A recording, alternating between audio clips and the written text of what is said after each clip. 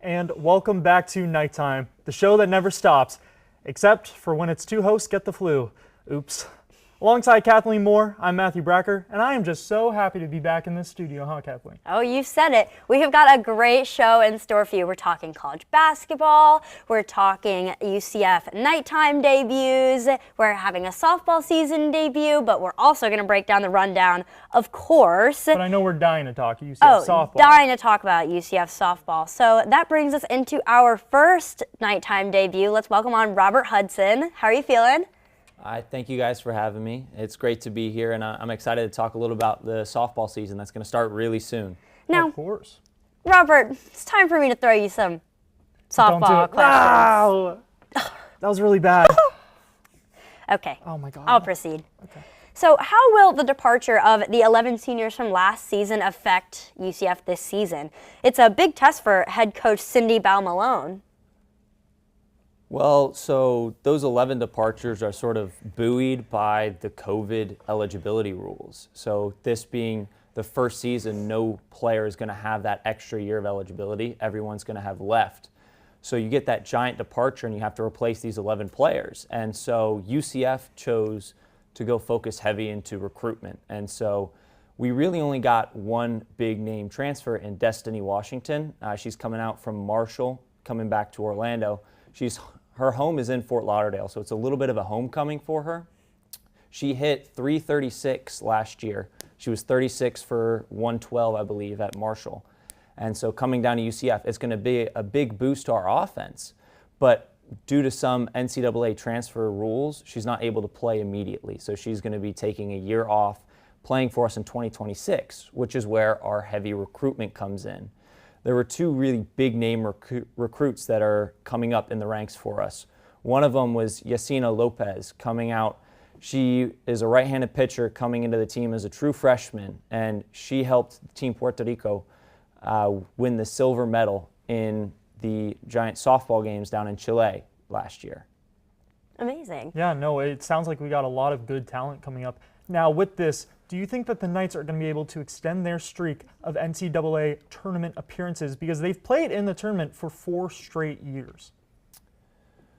So in terms of really getting into that tournament, last year we got in through the bubble. So we got in over BYU after we beat them in the Big 12 tournament.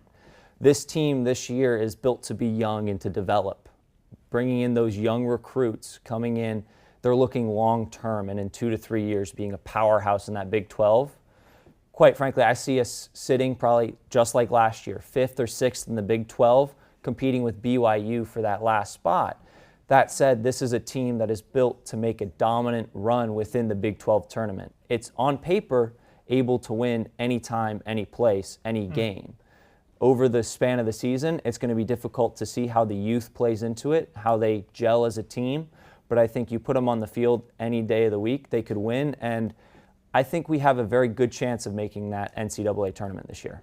Right, and kind of staying on a similar topic, what can you tell me about the dominant force that is senior Caitlin Felton? So Caitlin Felton is really sort of a unique individual in college sports now. She's the only senior on UCF to have been with the university for all 4 years. She's been very consistent on the mound, posting about a 3.8 ERA over her past 3 seasons.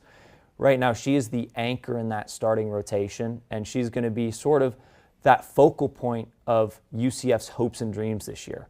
We are going to be riding with her starting the year, most likely in that season opener against Georgia, which I know you guys want to bring up later.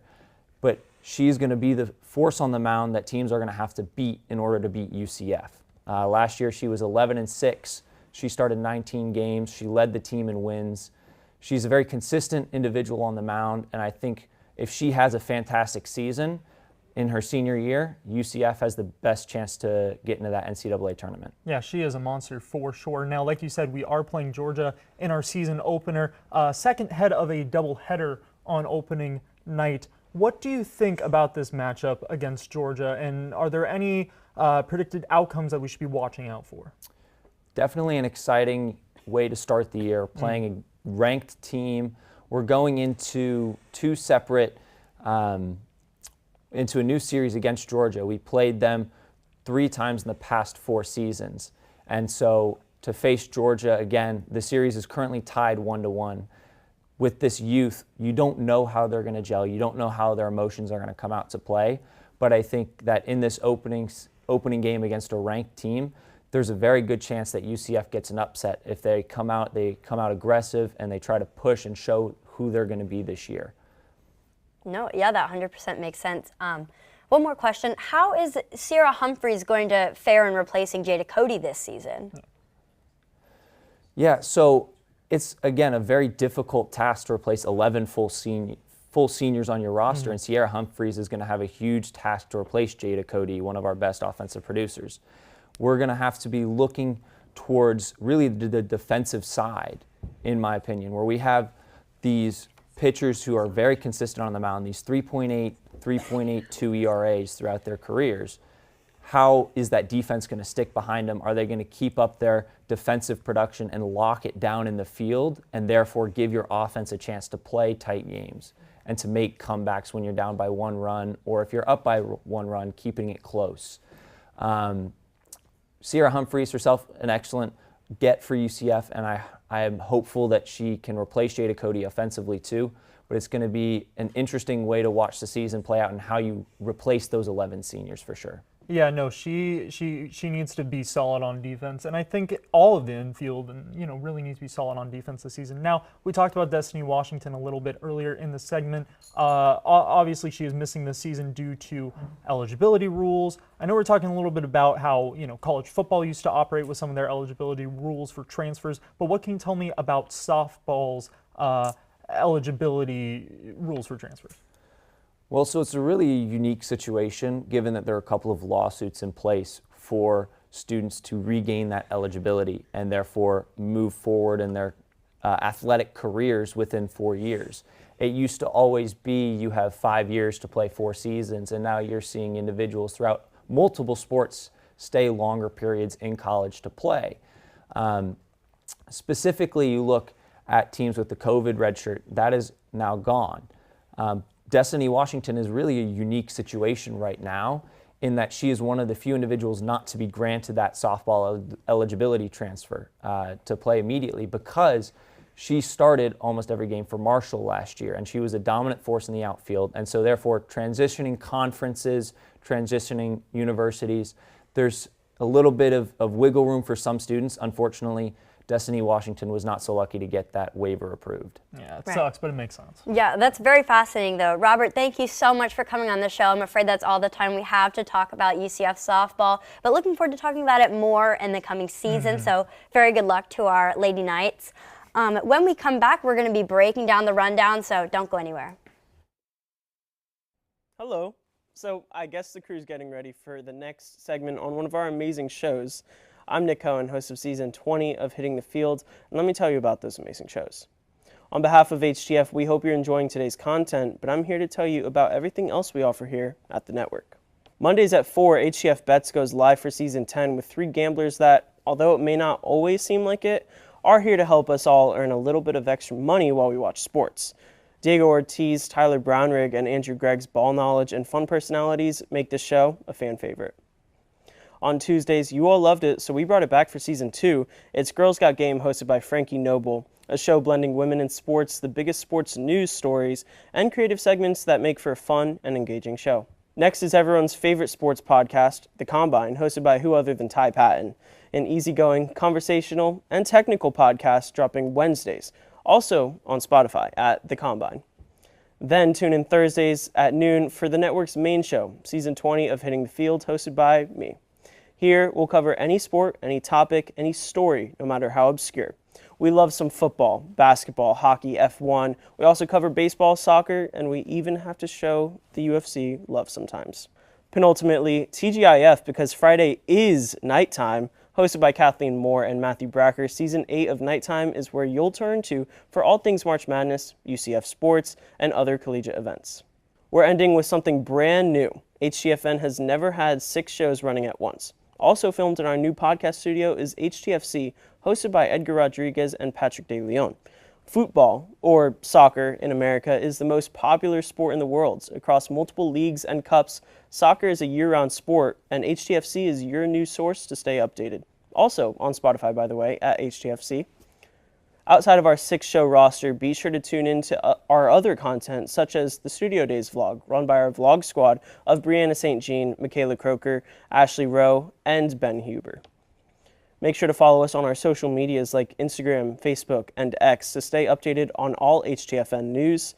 Remember to subscribe right here on YouTube, leave a like and comment. And with that, I think we're ready for your next segment.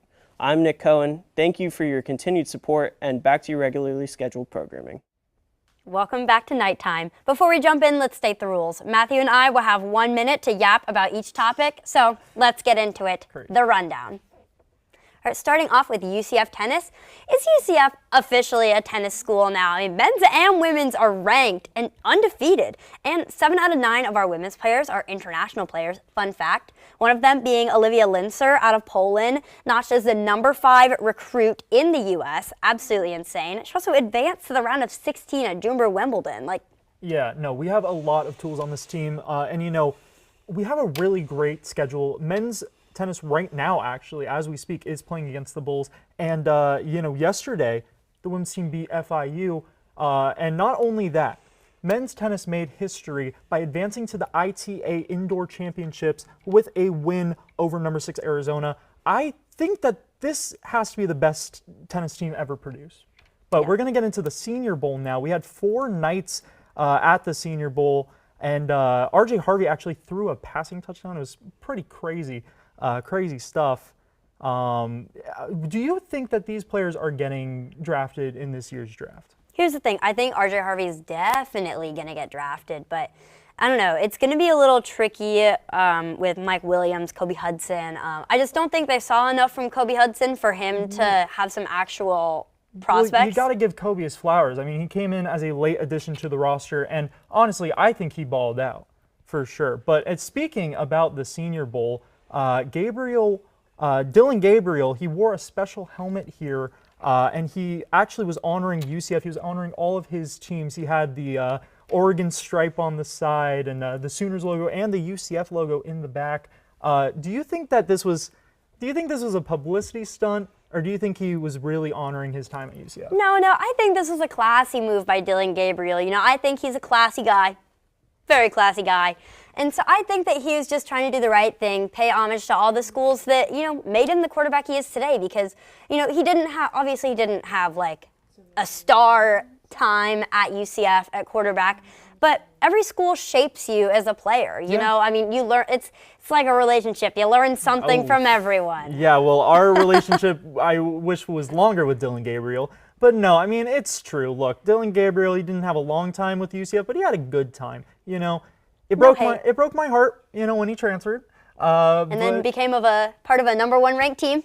That was rough. But hey, sad. no natty. So, what are you God. gonna do? Thank Could God. have had a natty with us, but you didn't. Who knows? It's okay. It's okay. We're gonna move on We're gonna move to Vanderbilt's Michaela Blake. She broke the record for the most points scored by a freshman in a single game with 53 points. In a game against Florida on Thursday. Not only is this a crazy singular stat, but she averages 22.1 points per game, which as a freshman is ridiculous. Could she be the next Caitlin Clark? I think she's getting to that point, but Caitlin Clark, I mean, she made last season women's college basketball what it was, and I think it's a little too early to say. Of course. Blake's has next for sure. But I mean, we have to talk about it because Caitlin's most points in a game was 49 points, and Michaela, as a freshman, has already moved past her highest point game. It's so very impressive. It has to be something that we discuss. It can't be something we just brush under the rug. Where do you think she'll go in the WNBA draft? It has to be high. Yeah. If she keeps it up. Of course. I mean, I don't know if she's gonna go one and done. I don't think they do that in women's basketball. eventually. Yeah. I'm thinking to the future. Nighttime looks to the future. Yeah, we're very futuristic here. Anyways, 8 Georgia players will be playing in the Super Bowl this year.